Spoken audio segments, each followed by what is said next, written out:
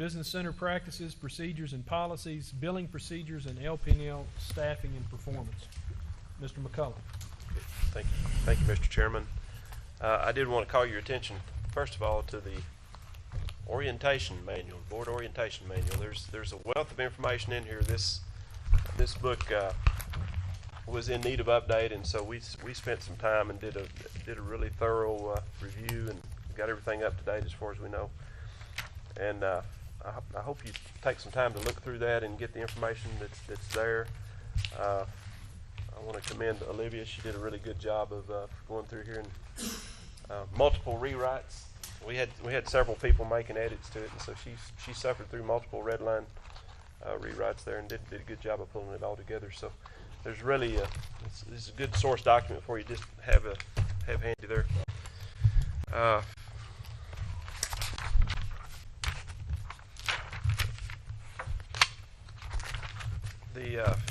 On page 15, I would say there's still a good number of projects, commercial construction projects in the pipeline. It's still a sign of good health of our city. We've got a healthy construction environment with a lot of activity. Folks still want to build projects here. On the page facing it, on page 14, one page back, that's a new business office recap that Andy and his people have come up with. I really like the format here. You get a lot of information in one view, and so I hope you like that. Take a chance to look at it.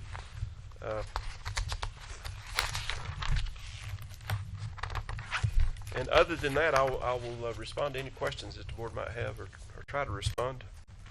There is a section on legislative update on page 18 and 19. We have been pretty active in working with Tony Privet, the hired lobbyist for the city, and the mayor actually went down to Austin with us. I think we might have mentioned this at a previous meeting. So there's some other bills that we're concerned about that we're following. We had a legislative conference call just this afternoon, and so we're following those, and may have to engage in some others as well that have the potential to do us harm.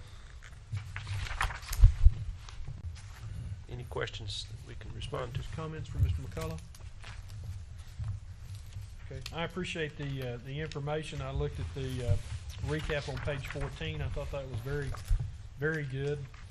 Excellent. The picture tells 1,000 words, and I think that's a very good demonstration of that. And also, of course, enjoy having the daily load system, the daily system load characteristics. I think that's very good information as well. And appreciate all the staff for the work that they put into this report. If there aren't any other questions, then we will move to item 6. Mr. Chairman? I'm sorry. On that daily load thing, I just wanted to point out we've got the individual in the room here that does that, and so just want to give him a little recognition. Great. Michael Weingart is the guy that does that, and he's actually just been appointed as the interim production manager as well. So, thank you. Appreciate your work. Okay, that will bring us then to item 7. Discuss financial and capital statements, financing options, audits, and financial policies of Lubbock Power and Light relating to debt issuance issues, reserve account funding, cost allocation, revenue expense projections of Lubbock Power and Light. Mr. Sales, I see you getting ready to tee that up for us.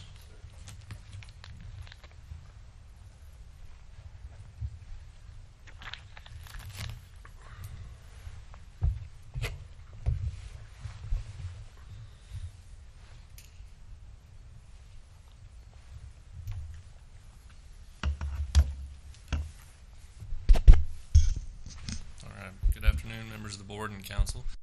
Just want to give you a brief update on the February financials. So it starts on page 20 of your board book and runs through page 29. As always, we like to start off with just to remind you of the rate stabilization and the impact that has for our customers. We did that back in December of 13, and you can see the volatility that we were experiencing before we implemented that, and have taken a lot of the volatility out of the customers' hands and given them a lot more predictability in terms of their bills. So Comparing ourselves to Excel, we're the blue line, they're the red line. We have been lower than them for the last 19 months, and over the last 12 months, an LP&L residential user that's using 1,000 kilowatt hours has saved over $117 in that 12-month period. So quickly, just how are we doing compared to budget? We are at 32% of revenues and about 38% of our expenditures. I'll get into more detail with the income statement. We like to look at our current month and the same month in last fiscal year, and for Councilman Girl to make sure that the headers were right this month. We explained that, though. That's right. We explained how that worked. I made it clearer this time. So you'll see I've highlighted the charges for service. Our revenues are down $2.9 million relative to this time last year, and there's really one primary explanation, and that is the unit contingent revenue that we were receiving from the Brandon and Massengale units, and those contracts expired, as we all know, in August of last year. And so we still have some unit contingent revenue on the Cook units, but we have a couple of units that are down for the foreseeable future. So we're receiving about half of the anticipated revenue, and then we haven't seen the Brandon and Massengale units produce much revenue yet in the SPP integrated marketplace. Second thing I want to highlight is the personal services. You can see that we have spent or that the expenses are higher by about $9.2 million relative to this time last year. And I know that we remind you of this every month, but the GASB 68 is the rule that basically makes us take all of our pension obligation and our retiree benefits and put them on our financial statements this year. And so these have always been in the back of our financials in the notes. The rating agencies are aware of them, but now they're actually on our financial statements. And that expense is about $1.8 million a month. We're 5 months, as far as this statement goes, we're 5 months into the year. So you do the math, that's about $9 million a year. So if you back that out of that $9.2 million, you can see that our personnel expenses that aren't related to GASB 68 are up $161,000. Finally is the purchase power costs or line item, and you can see that's up about $4.2 million relative to this time last year. And again, this we talked about this last month, where Excel had some plant outages that caused them to have to buy some power from the market, which was more expensive. Then there's also transmission congestion rights that they had to pay for to get that, and that all funnels down to us. So, but just on a budget basis, we are at about 36% of budget on purchase power this year, and our historical average through the 5th month of the year is about 37%. So in terms of the budget, we're actually still doing okay. This is our purchase power graph that you guys are used to seeing. You can see March, and I wanted to go ahead and show you March. We've actually got that finished. We're back. We have got back within the threshold, the acceptable range as governed by the tariff. And due to low gas prices, lower than what we had budgeted with at the beginning of the winter season, we expect to be about $800,000 under collected going into the summer season. So we will almost be completely just right back at zero, I guess is the terminology I'm looking for. Is that graph slightly different than the one on page 28? What am I missing? Page 28 doesn't have the projection. Okay. It just Yeah, stops at March. Okay. I went ahead and showed you what it looks like For we think April and May. for the remainder of the season. So. Okay. And then just as a reminder, the rate stabilization that we talked about at the beginning of the presentation, we true those rates up twice a year. And so we go October through May, and that's our winter season. And then June through September is our summer season. So we're getting ready to do the calculation to get ready for the summer.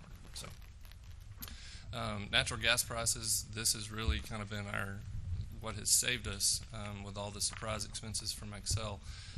We budgeted about $4 an MMBTU, and right now you can see February of 2015 closed at 2.87 cents $2.87 per MMBTU, and the EIA forecast shows about $4 an MMBTU through the end of 2016. So we feel fairly comfortable that going into the summer season that we should be able to continue to make some recoveries before we have to do that true up.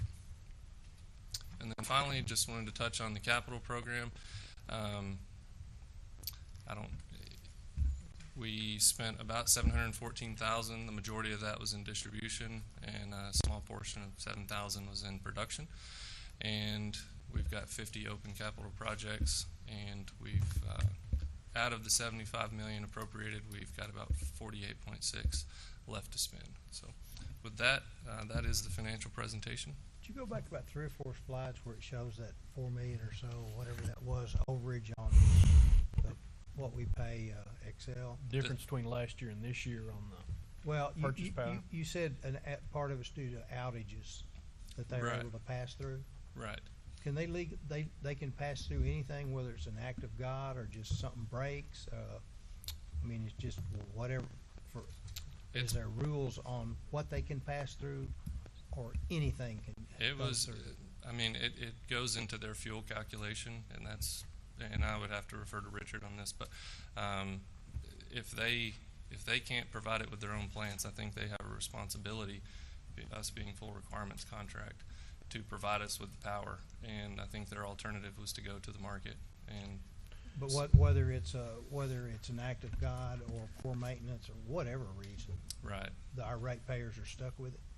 Is that the way it works? I think so. Doesn't sound The fair. contract is a fully embedded cost contract, and they'll give us an estimate of what they think the fuel charges are gonna be ahead of time, and that's what we budget based on. But then there's always a true-up mechanism. In some cases, the true-up is 3 or 6 months after the fact, when they get all their costs in, but we ultimately pay them their actual costs, whatever they No But matter it's, the but reason. it's their average. It's their actual average cost, actual right? average cost. That's right. I think I've got that. Okay.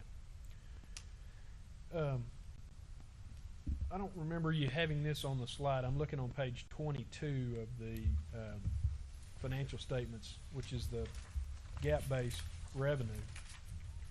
So our income in the year-to-date February 2015 column, Mm-hmm. income before contributions and transfers is a negative 10.7 million. 9 million of that is the GASB 68 adjustment. Right. And what would you attribute the rest of that difference to? The not having the contingent agreement? Yes, sir. Okay, so, if I recall right, these are the months when we're usually have that slack That's right. and are not positive revenue months. And I think, to your point, up here, you can see in February of last year, $65,000 was what we had to the bottom line Right. at that point. So we had just kind of cleared that hurdle going into March. So you're exactly right that Okay. it's the second half of the year that we start to see the revenues outpace the expenses.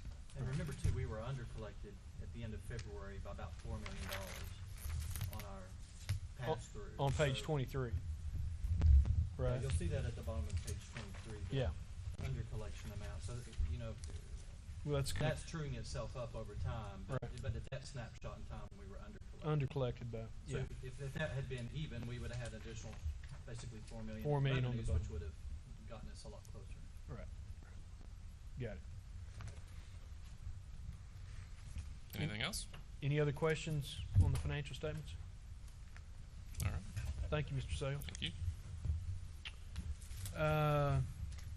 That brings us to item 8, discuss estimated cost, feasibility aspects, and other issues related to installation of fiber regarding downtown redevelopment activities.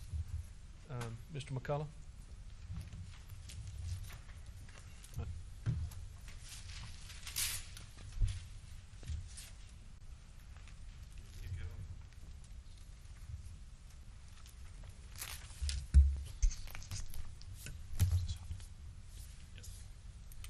Thank you, Mr. Chairman.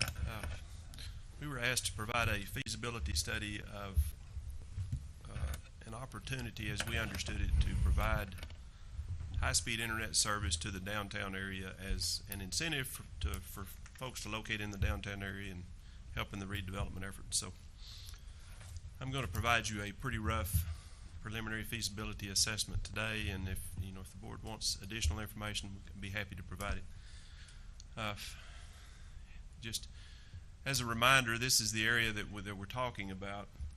Let's see if we've got a laser here. No, there's a laser. Okay.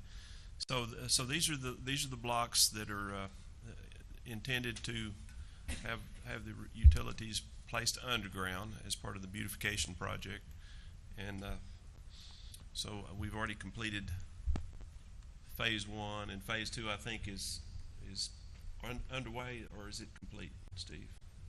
It's underway. Phase 2 is underway. Phase 3 is coming. We've got conduit. I think there's conduit stacked over there. You can drive by and see the pile of conduit that's laid out there ready for it. And I think the contractor's actually begun work on it. 4 and 5 are down the road. But so this is the area that I've looked at for the feasibility assessment. And here's a description of the duct system, that some of which has already been put in, some of which is coming. We've got conduit in the ground at numerous locations already, and that's duct bank, and there's spare conduits that are there. And we're going to be using some of those ducts for the electric cables, but there will be other ducts that will be available that we can use for for other purposes. So I had Mr. Orta do some pricing of some of the equipment that I know that we would need to do this project, and here's some of the things that you need. One of the biggest costs would be associated with the fiber itself. So I would recommend that if this were to be done, we'd use 144 count fiber with double jacket and armor.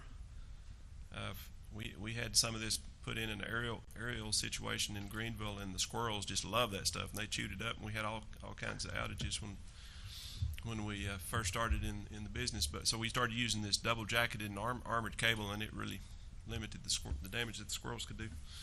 So that's $1.50 a foot, which has really come down in price the last few years, so it's pretty inexpensive stuff.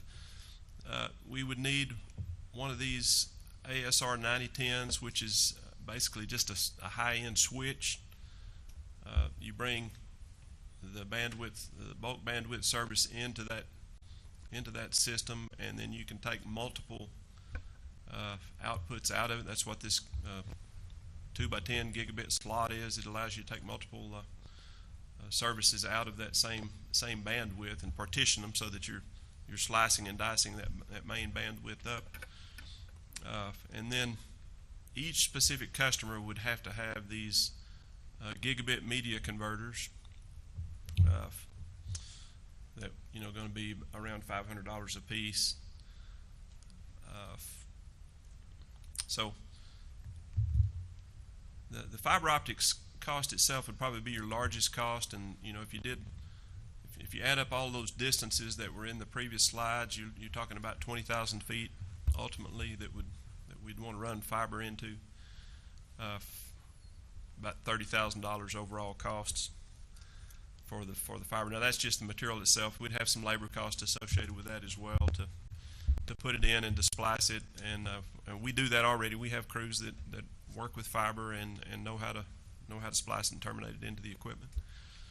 So that's some of the costs. As you can see, we would have not all that much money involved in getting a system put in that could offer service. Probably less than $100,000 in material costs. And then so really the biggest cost that you've got is the bandwidth itself, because you've got to buy the bandwidth, and that's the piece that I was waiting on that just came in. We can get a 10 gig full 10 gig service bi-directional for $16,500 a month. So if you had 100 customers that you were serving off of this system, and by the way, if you buy 10 gigs, you can still give each customer a gig, because there's diversity on the system, natural diversity, because not everybody is is maxing out their usage at any point in time.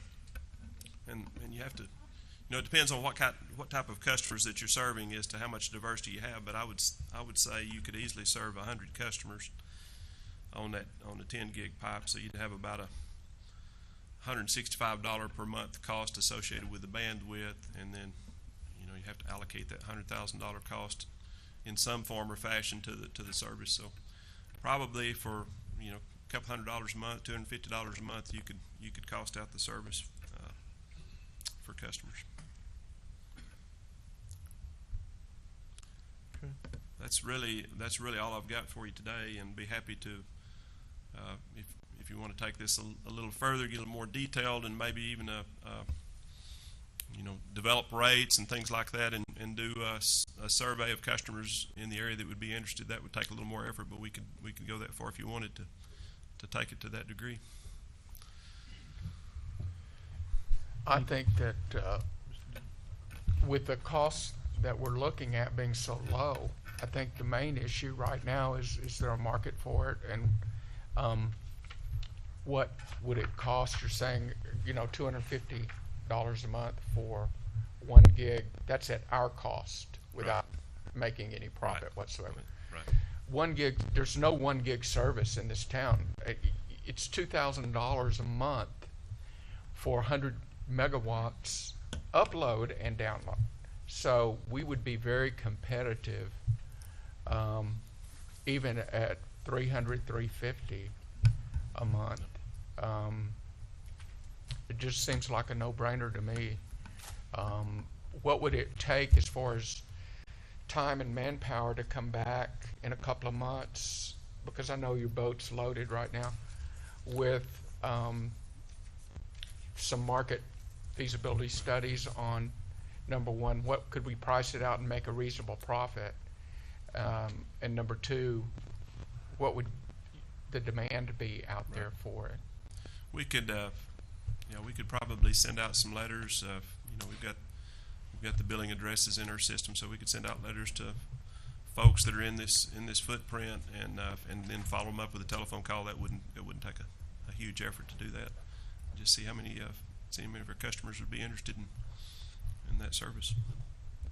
Yeah, I think a couple of 3 months we could probably have you some good information on that. That'd be terrific if you could do that for us. Good information. Any other questions? Comments? Thank you, Mr. McCollum. All right, let's take up item 9. Consider an amendment to the Lubbock Power and Light bid integrity policy related to consultations with LP&L staff and certain external parties. Mr. Kasner, I'll ask you to comment on that. The board passed the bid integrity policy. Turn your microphone. Pardon me, Chairman. The board passed the original bid integrity policy at the end of September of 2014, where it limited the group of people that could be involved in the RFP process and privy to the information that was related to the RFP process. It was amended at the beginning of December to broaden that group a little bit, I think, to include some WTMPA members. We've proceeded to a point where we feel like we need additional help, both internal and external, regarding some finance issues, as well as public relations and communications issues. And you'll notice that section 3.2 has been amended to include those folks: internal finance, accounting, and communication personnel, external financial advisors, bond counsel, auditors, rate consultants, and communication firms. And then lastly, as we proceed down this path, regional transmission organizations and other regulatory authorities that could be involved in this process.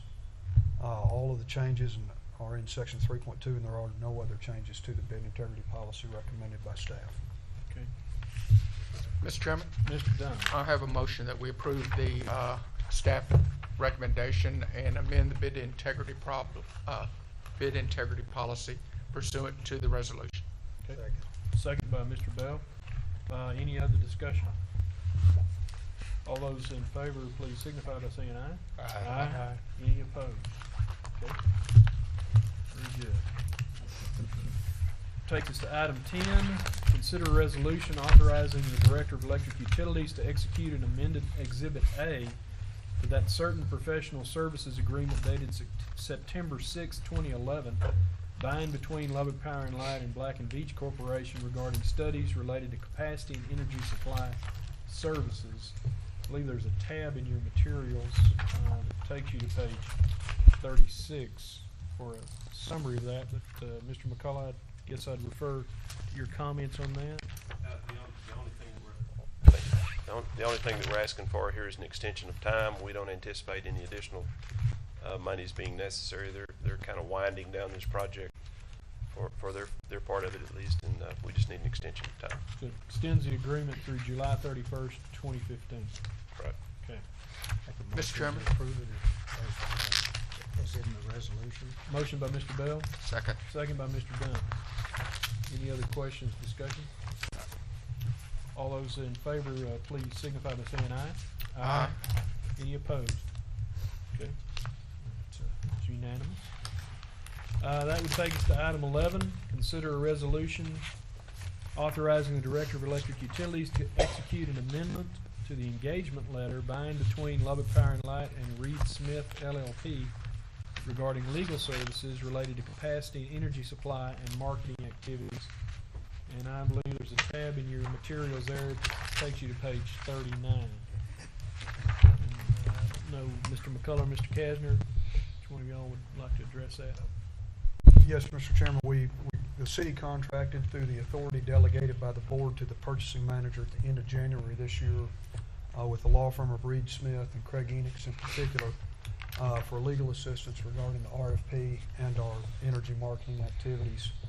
The purchasing manager's authority was limited to $100,000, and as we get deeper into the RFP process, and because of the board's meetings only once per month, we bring this to you to double that amount, which is within the authority of the board and not the purchasing manager. To date, we've accrued about $57,000 of legal fees. Mr. Chairman, Mr. Dunn? I move that we approve the engagement letter with Reed Smith for an additional amount not to exceed $200,000. Motion's made and second. Second. Second by Mr. Conrad. Any discussion?